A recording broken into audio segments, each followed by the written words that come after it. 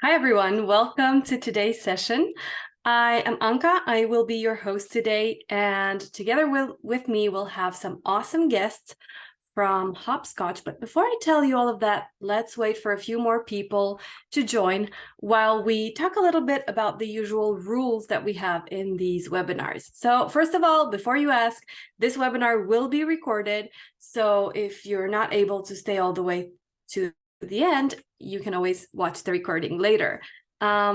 Together with me in the chat is going to be my colleague, Andrea, who'll be there to assist you with any questions you might have, any issues you might have, and will also have the opportunity to add some additional information when it comes to the presentations for today.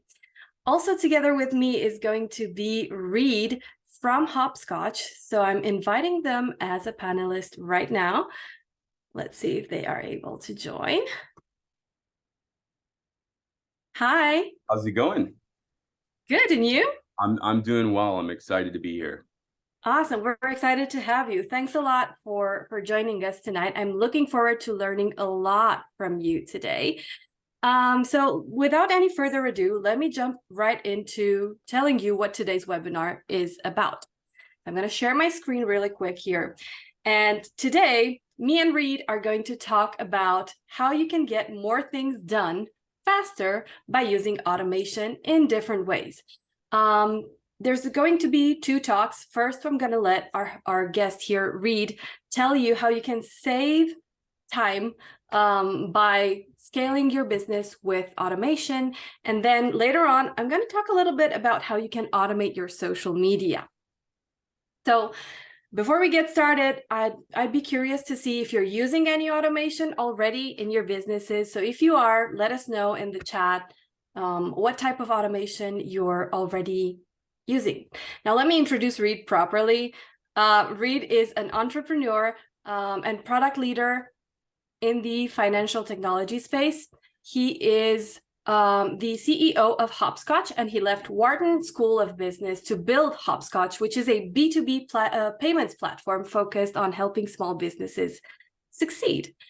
I think that's it from me. Reed, I'll stop sharing my screen and pass the mic over to you so that you can get started with your presentation. Awesome. Yeah, let me bring this up here, and thank you for the intro. Absolutely. Cool. So as Anka said, I'm the founder and CEO of Hopscotch. We are a business-to-business payments platform, and we enable small businesses to pay and get paid in real time with zero fees. So really the easiest way to think of us is a Venmo for small businesses. You can send out all of your invoices and collect payment from clients, whether they're paying with a bank or with a credit or debit card. It's all free. It's all real time. And the great thing is you can also manage all of your bill payments through our platform. And so think of us as this central control tower that spans invoicing, bill payments, and then we have some cool features that help you manage your cash flow, which I'll dig into towards the end of this presentation. And so today, the focus is really how do you get things done faster with the power of automation. And so rather than just focus in on payments and payments automation, I thought it'd be helpful to give you all some insight into the things that we do at Hopscotch to automate our processes, as well as things that other leading startups are doing to save time and execute at a really high level. There will of course be some discussion around how do you automate payments. That's what we do, so we have to chat about it, but really want to make this as informative as possible. And so with that, there's 5 pieces to this. The first is the audit. So before you can begin to automate your workflows, you of course need to understand what those workflows are and what you're currently using. We'll also talk about the importance of centralization. So reducing headaches by managing your business from one location is going to be important. Integrations. So how do you connect different software to one another? And that leads nicely into automations. So this is really the good stuff. And then at the end, we'll talk about contingencies, which is hiding down here at the bottom of the screen. So how do you conduct a successful audit? So on average, small businesses use between 20 and 50 software platforms. That is a lot of software, and it can very quickly get out of hand if you're not managing it properly. And so some of the things that we like to do at Hopscotch, because we're going to be more closer to that 50 sort of software platforms that we're using, we create what we call software buckets.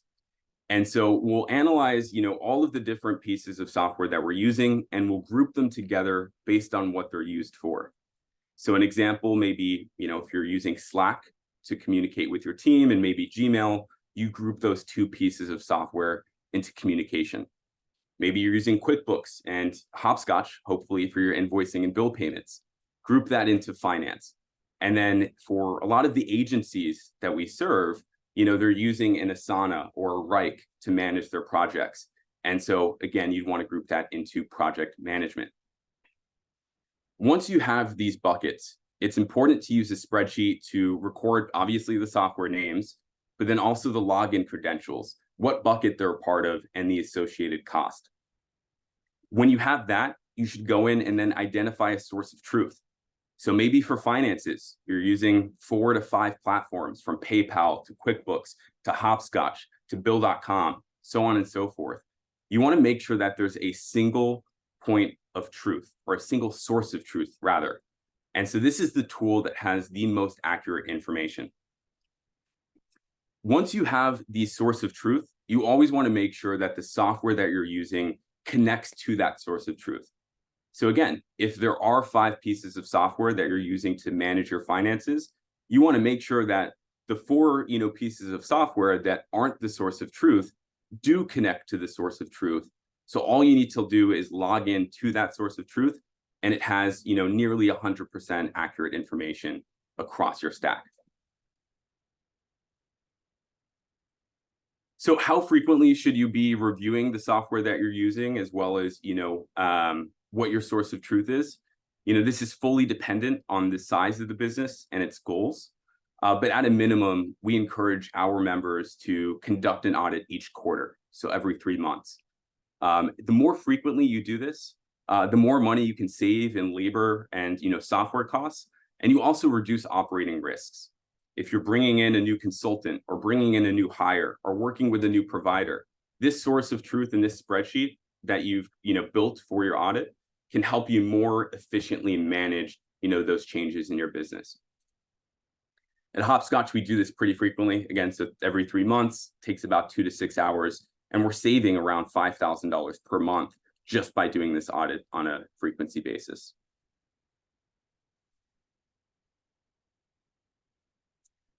So the next piece, centralization, right? So you've just conducted your audit, what software you're using. How do you now, bring it all into a central location?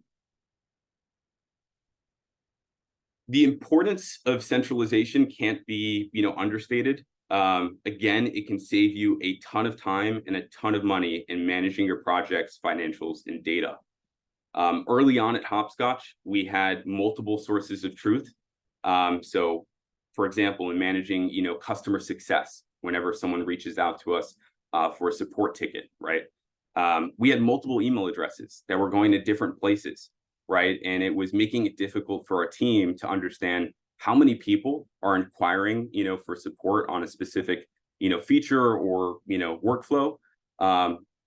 It caused difficulties in making sure that we were getting to, tickets on time. And so this just is not the way to run a business, right? And so what we did is we went in, we conducted the audit, and we identified Zendesk, which is a tool used by a lot of startups to manage customer success, as our source of truth. And that saved us a ton of time and a ton of money. So again, make sure you have this source of truth. An unorganized software stack can also lead to lost deals, customers, and potential funding from banks and other financial institutions. A lot of the small businesses that we work with were previously, looking for potentially funding from a bank to fund their operations. And because they had, their files and all of this information spread out across multiple pieces of software, they were actually rejected by these banks and other tech companies for funding. And so again, if you're not, managing the software that you're using, it can become easy to, or it can certainly impact your business operations. So in speaking with hundreds of businesses, what we've seen is that two of the most common decentralized software buckets for small businesses are file management and invoices and payments. And these also happen to be the most consequential as well if you're not, making sure that they're organized. And so as mentioned, Hopscotch is your financial control tower. The great thing about us is you can spend less time on admin tasks and drive more revenue, for your business. And the way we do that is by enabling businesses to manage both invoicing and bill pay in one place. Historically, a lot of the businesses that were using Hopscotch were, managing maybe their contractors on PayPal and getting hit with fees. They'd pay out, some vendors, maybe via, a wire transfer in their bank account. Then they would send out their invoices in QuickBooks, or, maybe they just send a paper invoice and, get paid via a wire from their client.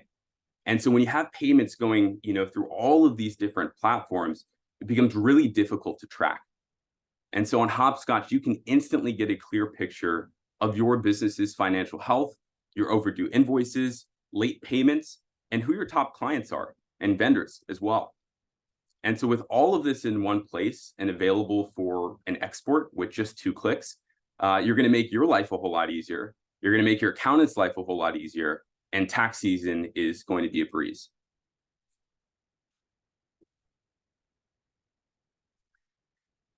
Let me just check the chat here. I see that there's a few. Okay, cool.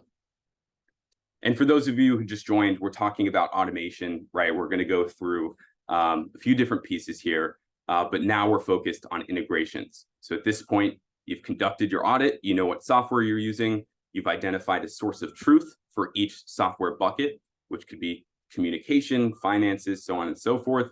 And so now how do you integrate all of these things together, right? And what are the things to be thinking about?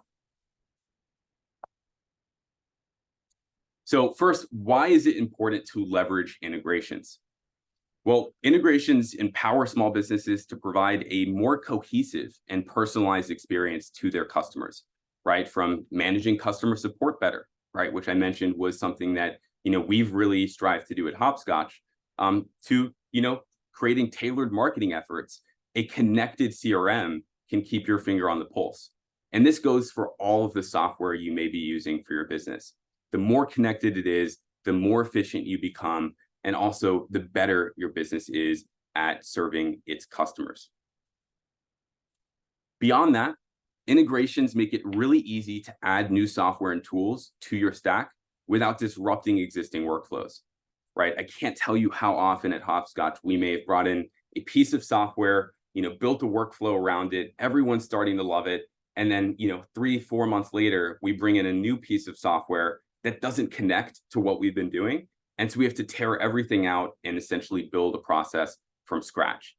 If we just spent the time focusing more on integrations, and software that integrates nicely with one another, that could have saved us a ton.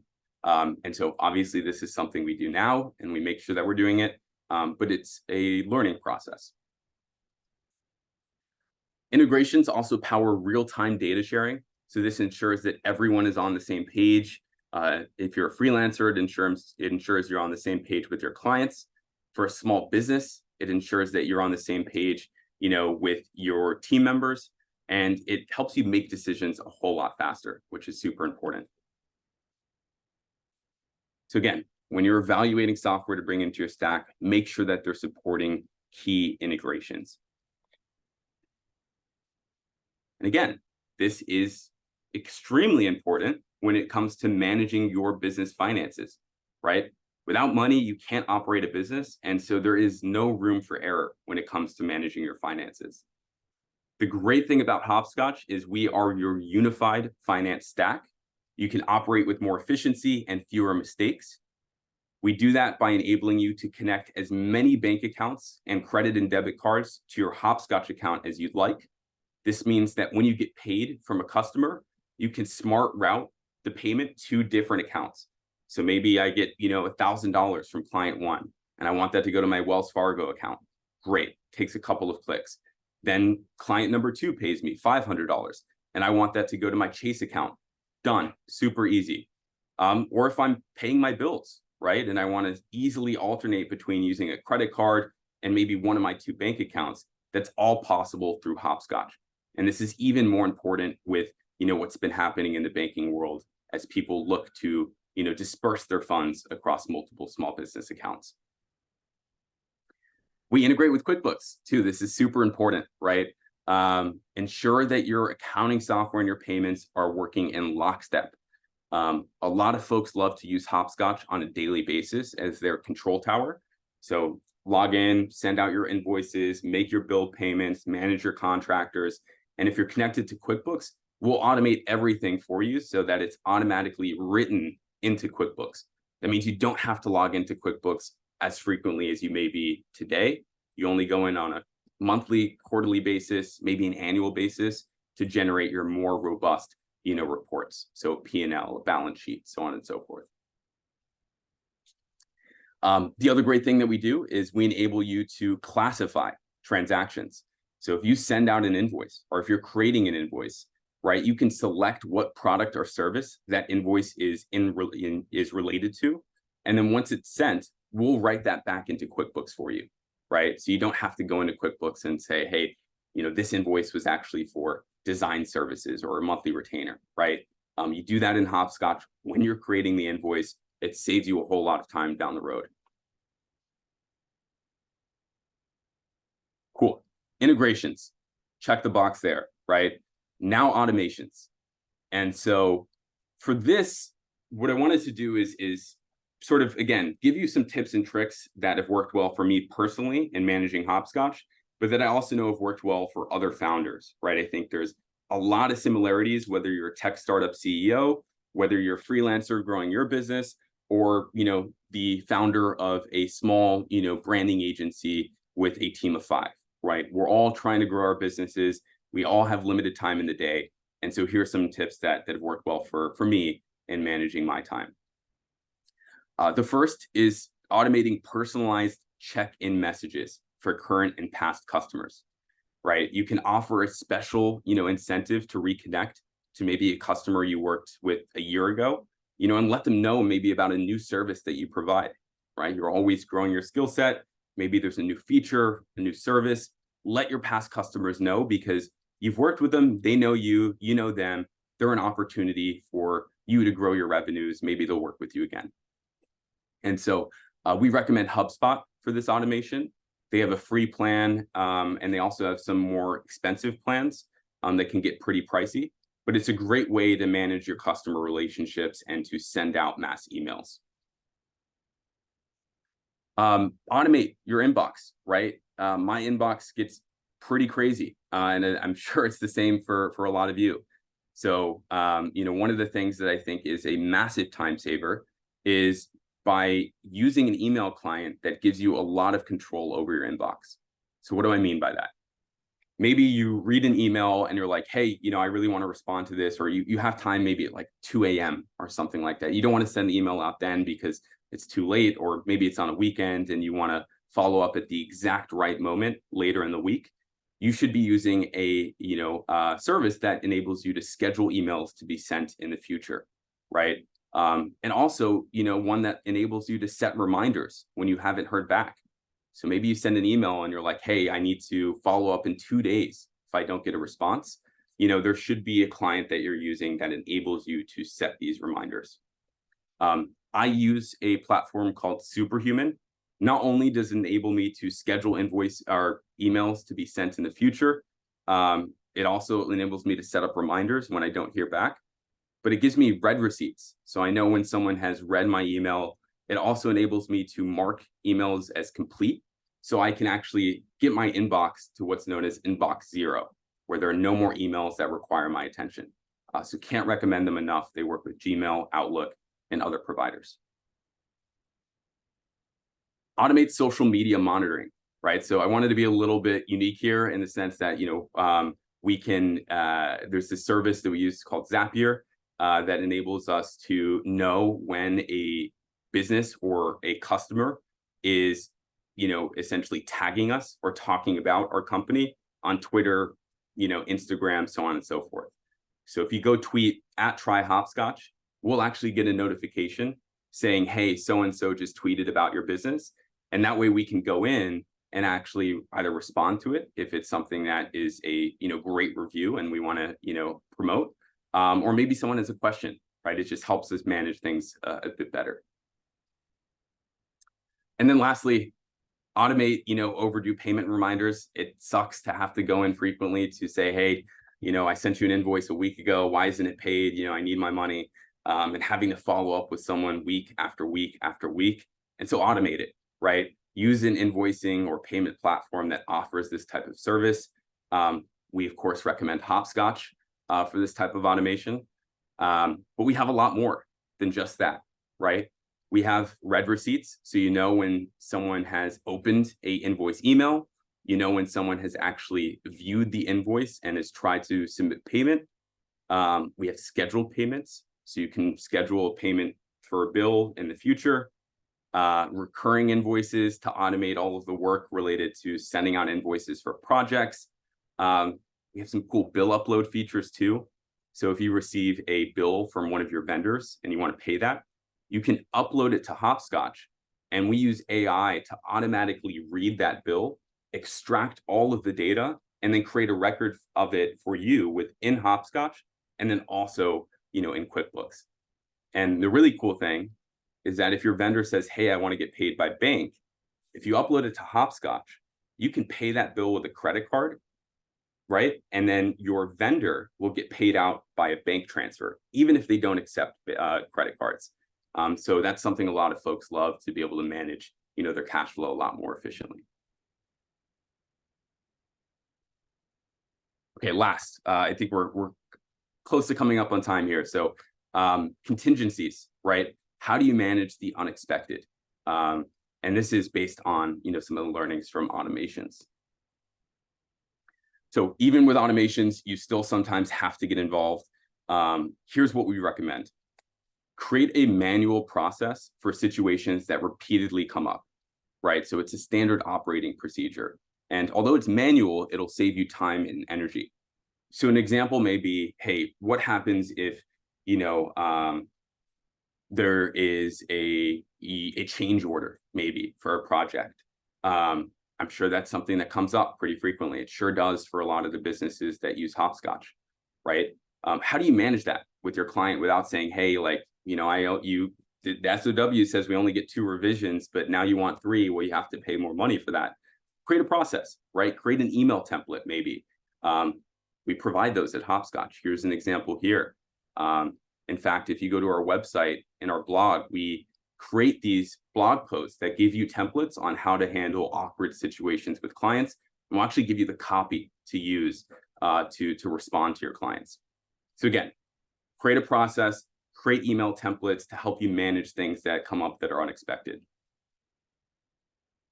And then lastly, when it comes to managing finances, right, you're guaranteed to encounter late payments.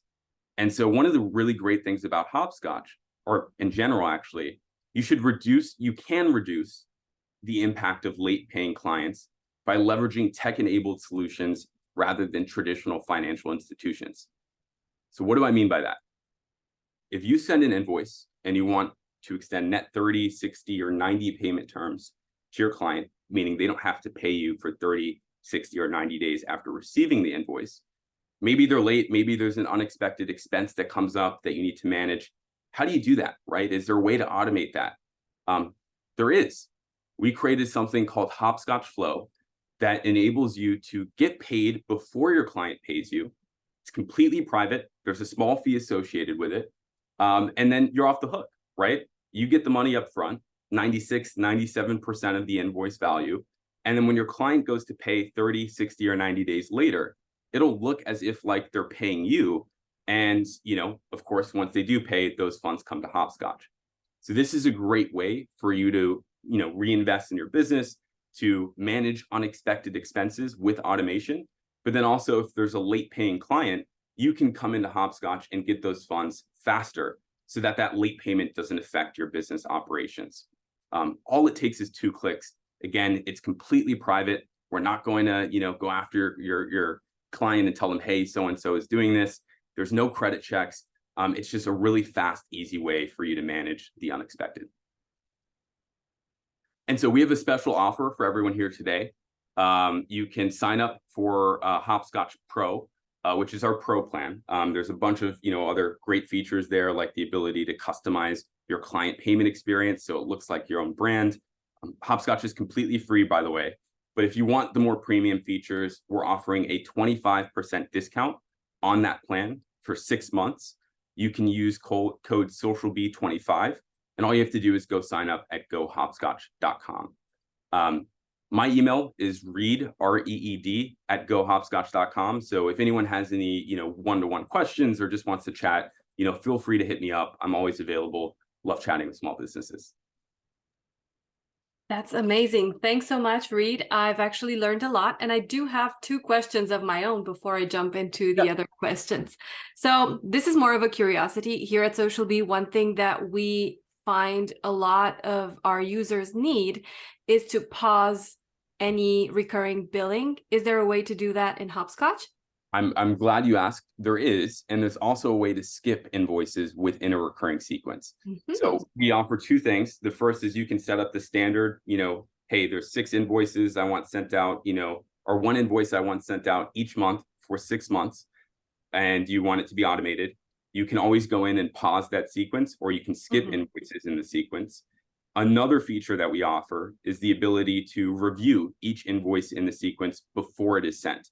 And so you can go in and change the amount for invoices. Maybe your client wants to spend more on a monthly basis. You can do that without having to go delete a sequence and then create a brand new one. So we offer a ton of control around that. Okay, and what happens if you have to credit some of the previous expense? Can you do that as well? Yeah, so you can do that by going in and actually editing a future invoice and adding a discount to it. So Perfect. That's totally feasible. That sounds great. Okay, and then my next question is a little bit of a trick question. It's the anti-hero to our talk today. What financial tasks you would rather not automate? Payments in a large sort of payment, right?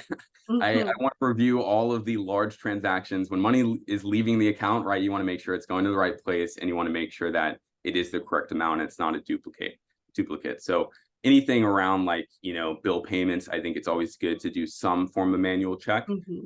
Oftentimes what we see are approval workflows, which we're going to be, it's going to be coming into Hopscotch in the near future. But what this would enable you to do is, say, hey, if an invoice or bill payment of, $6,000 needs to happen, I need 2 people to look at it before that money can actually. That makes sense. That makes sense. That's good advice. Thank you. Okay, so I have 2 questions at the moment from the audience. If anyone out there has any other question, feel free to add it to the Q&A now. In the meantime, first question that I have here is, would it be possible to use Hopscotch for multiple accounts or multiple companies? Can I have multiple workspaces, so to speak? Yeah. So you can have as many Hopscotch accounts as you would like. You can connect, as many bank accounts as you would like to each of those. So there's a couple of things that we see people do here. The first is you may just have one login for your Hopscotch account, and you put it in sort of like a, this is like your main operating account. And then you connect, 2 different bank accounts for each of your 2 businesses to that Hopscotch account. And then whenever you're making a bill payment, you can choose which business it's associated with by selecting which account you'd like to make the payment with. Whenever you receive an invoice, you can also withdraw those, funds to whichever, bank account you'd like. It's a little bit more of a hacky way to do it. Oftentimes, for a lot of if you have a small business, a brand, all of that good stuff, we see people create 2 accounts. Today, you'll need 2 different logins to be able to access those 2 accounts. It's possible to use the same email address, but we will be creating workspaces in the near future. This is something that we've seen come up. We think it's a great idea. If you're interested in being an early tester of that, feel free to hit me up. I'd love to chat with you one-on-one and link you with our product team. Awesome. Great. So if there's any follow-up questions, you can add it in the Q&A. In the meantime, I have another question here. Hi, Reed. I'm in Spain. Maybe it's a silly question, but Hopscotch is a good platform to use for my business here. Regarding sharing financial data with my accountant, connecting my Spanish bank account or accounting software, etc. So again, great question. We see a lot of demand for, businesses that are outside of the States. Unfortunately, we do not facilitate cross-border transactions today. That being said, if you are a business that has a ITIN here in the States, right, and you have a US-based bank account, you can use Hopscotch as if you were, a domestic sort of business, right, because you have all of the appropriate information. That being said, if you are a US-based business and you're looking to collect payment from a client that is outside of the States, you can do that as long as they pay with a Visa or a MasterCard. They won't be able to connect a foreign bank account. We plan on doing this in the future, but it'll take a little bit of time. Awesome. Okay, I think I have another question. I think this is just more of a misunderstanding. I'll have Andrea reply to that in the chat. I think that's it. Thank you so much for clarifying all the questions. If you have anything else to add. That's it. Yeah, thanks. I'm excited for the next part of this. So yeah, take it away. Awesome. I will. So let me promote you down to attendee so that you don't have to be on camera all this time. Where is it? Let's see. There we go. So thanks again, Reed, for joining us today, for all the awesome information. I've certainly learned a lot. And now it's my turn to share some valuable, hopefully valuable information about how you can automate everything with social media. Let me see if you can actually see my screen. Can you see my screen properly? Andrea, can you? Yes. Okay, cool. Perfect. So let me introduce myself. Hi, I'm Anka. I'm a social media strategist here at SocialBee, and I've been working with SocialBee for about 6.5 years now, helping people make the most out of their social media journey with less effort by using automation. So one of the things that we do here at SocialBee is generate more leads with less effort. If you're not familiar with SocialBee yet, it's a all-in-one social media management tool. It can help you with creating content, scheduling it, and analyzing it, as well as managing your inbox and your comments and your social media in general, all from one place. So you'll see some of the features that we have available here at SocialBee, some of the more prominent features here at SocialBee that include using an AI assistant and Canva to make sure that you have the best posts, customizing your content for each social platform, making sure that you schedule it all in one place with the best practices for each platform in mind, as well as organizing your content into categories or pillars so that it helps with your strategy. You can also reuse, repurpose content, pause, reschedule, and so on. So let's talk on automation. The first thing I want to do is define exactly what social media automation is, because I have a hunch there's a lot more people who have a skewed definition of automating social media. Automating social media does not mean set it and forget it in any way, but rather it involves improving how you handle tasks on your social media accounts. It involves making sure that you save time by managing your social accounts less so that you can focus on other things like the analytics, like studying the data that you get from those posts and creating better strategies to boost your online presence and ultimately achieve your goals.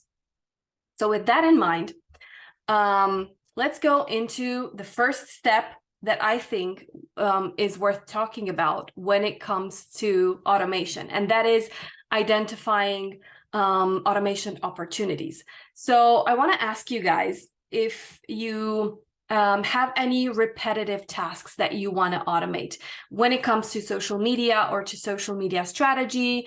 What is the most repetitive thing that you do on social media? And I'm looking at my other screen just to see if any replies pop up. But in the meantime, while you're typing, I'll tell you that the most common replies that I get are usually people who are struggling with keeping a constant flow of posts going out. So consistency in posting. I see a lot of people who struggle with creating visuals that are cohesive, especially with Instagram, so that you have a pattern on your feed and things like that. And I'm assuming a lot of you struggle with the same things. Namely, I have actually 4 opportunities that I want to talk about today. And these are creating content, what I've spoken about previously, publishing content, replying to messages, and tracking mentions. So let's take them a little bit individually and see exactly what we can automate in each of these processes. So number 1 would be to automate your content creation. And I've already touched upon this by letting you know that, people struggle with being consistent. People struggle with making sure their visuals are cohesive.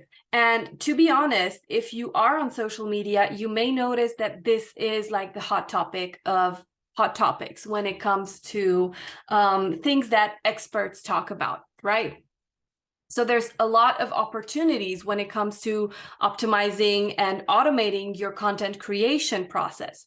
And you can see 3 methods here on screen. There's a lot more, but let's go through these 3 for now.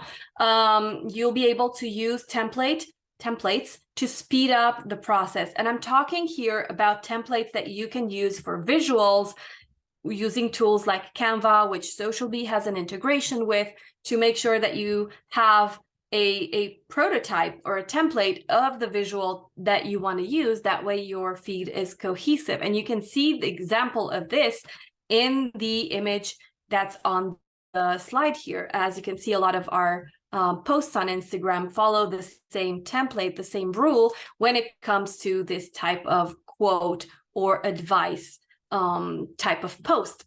You can also apply templates to hashtags, making sure that you have your sets of hashtags ready to go for whenever you're using different types of content and different types of posts. You can also apply templates to posts, to captions, to the creative part. As if you're using it for testimonials, you can create a template of the main parts of your caption that you can then use again and again whenever you're sharing a testimonial or whenever you're sharing a review or a promotional post or whatever it is that template is for. The second thing that you'll see here on the screen is to create a system for repurposing content. This is super helpful because repurposing will save you a lot of time. If you already have, let's say, a blog post that is 2,000 words long, it's going to be easy for you to take parts, snippets, chunks, whatever you want, out of those 2,000 words and create posts around them. You can use a quote from that blog post that is important and relevant to your audience and put it on a visual as a quote, and then in the caption talk more in detail about how that can help your audience and what it can do for them. You can break it down even further into a podcast. You can break it down further into social media posts about each individual subtopic in that blog post. So there's a lot of ideas that you can work with when it comes to repurposing content. And then the third thing, and thank God for technology, right now it's super easy to use AI to generate content, and you can use the free tools like ChatGPT and Bard to do this. You do not need any fancy tools to start generating content with AI. But when you do this, I want you to pay attention to 2 different aspects. So first of all, I would suggest that you write good prompts. By good prompts, what I mean is prompts that are detailed, that tell the entire story, that give you the entire, well, give the AI the entire information about what you want that post to be for. And then you'll also be able to generate the best output that way. So in the chat, my colleague Andrea will drop a document that Social Bee has with about 1,000 prompts that you can use to generate captions for social media. Andrea, can you please add that to the chat while I talk about the second point that I want you to take into account when it comes to AI generated content, which is to always edit your output. So do not take for granted whatever the AI uses. Use it to brainstorm ideas, use it to form ideas, but then also don't forget to add your human touch to whatever it is that you're taking from that content to make it your own. Keep in mind that if an AI wrote everything, it's not your content. So always make it your own by editing the content at least a little bit. In the meantime, Andrea, thank you for adding that to our chat. So let's move on to the second big pillar of things that you can automate, which is content publishing. And this is where things like Social Bee come into play. The best advice that I can give you here is to use tools that post for you. You can use, most social media platforms have a native scheduling tool that you can use. Instagram and Facebook, they definitely do. I'm sure others have as well. But if you don't want to hop from platform to platform and want to do it all from one place, tools like Social Bee can be a great advantage because you can connect everything from Facebook, Instagram, LinkedIn, Twitter, Google My Business, YouTube, TikTok, everything, you name it, have it all in one place, schedule everything from one place. And so you don't have to worry about having to hop from platform to platform and doing the same thing over and over again for each platform. That's because most of the people are creating the same or cross-posting the same content across different platforms in different forms, sure, but it's still the same idea. So it will help a lot with making sure that your work is less repetitive. And just because I know there will be a question about this, how does using a scheduler work? Well, you can schedule your posts in advance. For one, you can set them to all of your connected accounts, whether it's something like Facebook or Instagram, as I said, or whether it's LinkedIn as well. These accounts have different best practices. Instagram has a specific set of best practices when it comes to the visuals.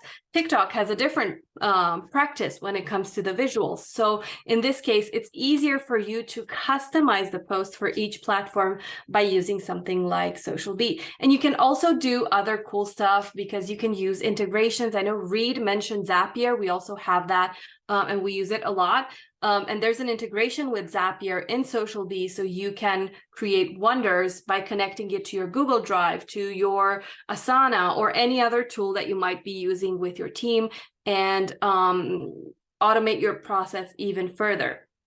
You can also connect it to your blog and pull up content from your blog through RSS feeds directly into Social Bee and organize it in different categories that you might want to use, and you can always optimize your content. That's the biggest takeaway from this. And one final thing on Social Bee, because I don't want to brag too much, but I've heard clients of ours that say that they save up to 8 hours every week by just automating their content on social media. So that's one thing that you can definitely do to save more time and have your focus redirected to other aspects of your business. Now, the third thing about social media is always interaction. Social media is about engagement, right? So as you're posting more frequently, as you're posting more consistently, you'll be able to see probably an increase in the number of messages that you get. You'll see an increase in the number of comments that you get. And so it will end up filling up your social inboxes.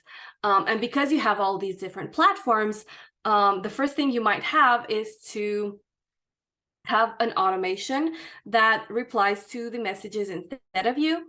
And while you can definitely do that and use a tool to do that for sure, you can also do that directly from the platforms themselves. I recommend doing this for any frequently asked questions, anything like an automatic reply to let the audience know when you're available to chat, things like that. And when it comes to frequently asked questions, you can use canned responses. I know for a fact Instagram has a way for you to save responses in canned replies, and that way you have them ready to use for whenever you're needing to answer to a particular person. But this is not all. So you have the ability to automate replying to messages, but you also have the ability to automate brand monitoring. Brand monitoring refers to any interaction that comes from the outside, so the community of each brand, and making sure that you do not miss anything, that you're present in your community and that you're engaging with them. So to do this, you can use tools that allow you to track your inbox, track your comments, track your mentions, and Social.Bee is one of such tools. We do have an engage module, that's what we call it, where you can monitor comments, mentions, and DMs across different platforms that you can connect to Social.Bee.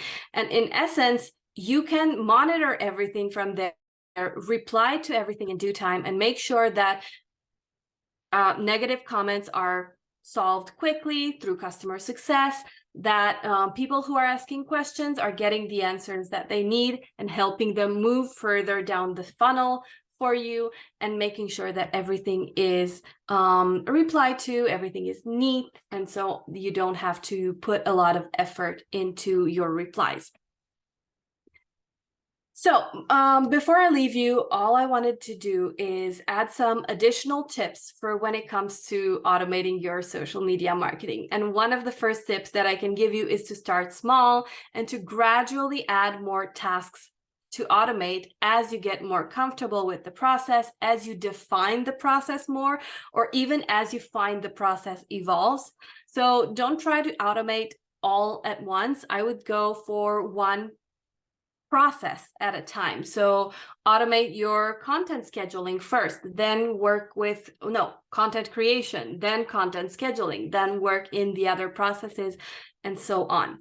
The second advice that I can give is to not automate everything, and this is why I've asked Reed the question of what things you think are not worth automating. That's because some tasks are best handled by human. And I've said this several times, and I will do it anytime I need to.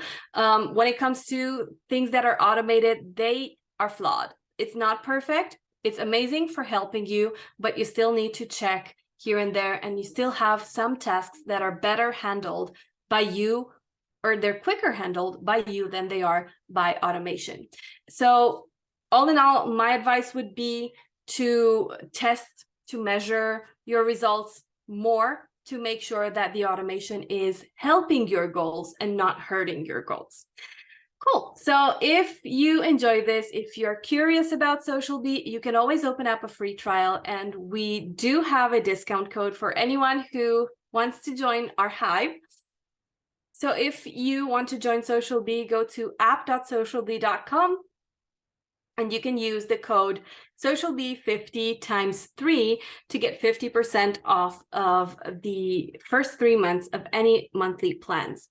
So I do see that I have 2 questions here. If you have any further questions, you can add them in the chat, but I will start with replying to these 2 questions here. So first question that I have is, do you have any suggestions for staying relevant while batching content? Yes. So the first suggestion that I want to give you is to batch smaller batches of content. So don't go for a full year's worth of content. Go for 1 week, 2 weeks, 1 month worth of content, and always try to make sure that it's relevant within the seasonal aspect of social media. You know, if you're around Christmas time, you want to talk about things like the holidays and how it impacts your industry and your audience. If it's summertime, it's vacation time. Again, you want to talk about that with your particular audience and see how it impacts them. So stay relevant in using the seasonal trends, or even monitor your trends, and you can always go in and switch any content batching. So it's not a straightforward done, set it and forget it. The next question, with canned replies, I'm afraid I'll come across as impersonal or robotic. Do you have any tips? Sure, templates. It's the easiest tip that I can have. Canned replies are meant to be templates, so they are not meant to be used as is. If someone comes to you with a question, it's most likely a question that's frequently asked, right? That's why you have a canned reply for it. But the thing is, there'll probably be some nuance in that question, something that's specific to their case that you want to customize a little bit. Canned replies does not mean automated in the sense that it sends the message for you.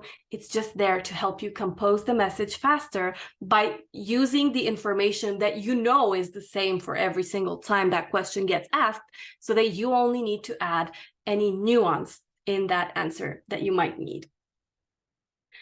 And then one more question that I have here is, can you tell me what tools you suggest for automating replies on LinkedIn and Facebook?